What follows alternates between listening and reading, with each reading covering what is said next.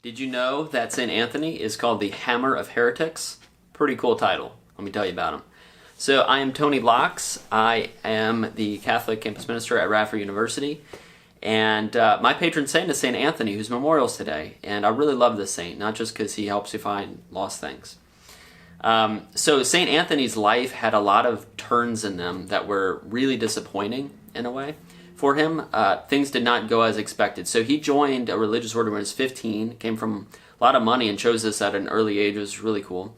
And so he was with the Order of St. Augustine, and these Franciscan martyrs' bodies were brought in one day, years later, and he was so moved by the heroic example of these Franciscans, he talked to the prior immediately and asked, "Make me a Franciscan and send me to these mission lands. I want to die for the Lord like this." And after a lot of consult with his prior in the St. Augustine order, they let him do it. And so they sent him on a boat, made Franciscan, and got sent on this boat, was excited to go do this goal he thought was great, ambitious, and good. He got really sick, so sick for such a long time. They're like, we have to get him back. Before he even gets back home, these storms come, and the ship is washed up on the side of Sicily, where my people come from. And he has to get nursed back to health by strangers in this foreign land. So he has to accept this radical change in his life to now, okay, after this sickness and this change, to accept that, okay, I'm going to live this quiet life in a hermitage. And he goes to accept that, except one fateful day, he's asked to give a homily in front of this crowd. And so he does such an amazing job that they then assign him after that to be a preacher in northern Italy. And this is where we get to know St. Anthony.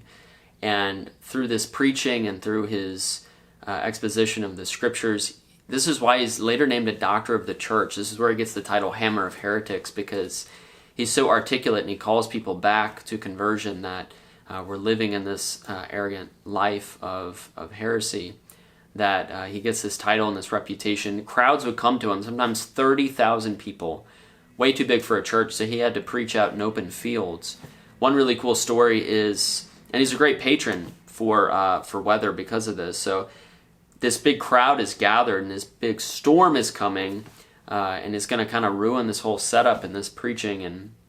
And so through St. Anthony's intercession, this storm comes, but doesn't pour on the crowd. It pours all around them. So the crowd can look to their left, their right, behind them, in front, and sees the storm falling down, but they're protected from it.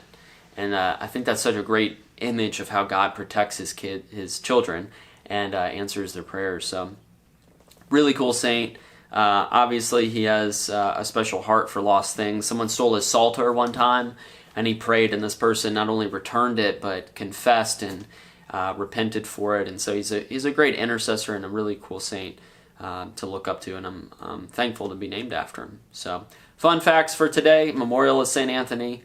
We ask his prayer that we too might not lose courage in the face of life's many twists and turns and uncertainties, that we might always trust God, that God has a better plan than even ours. God bless.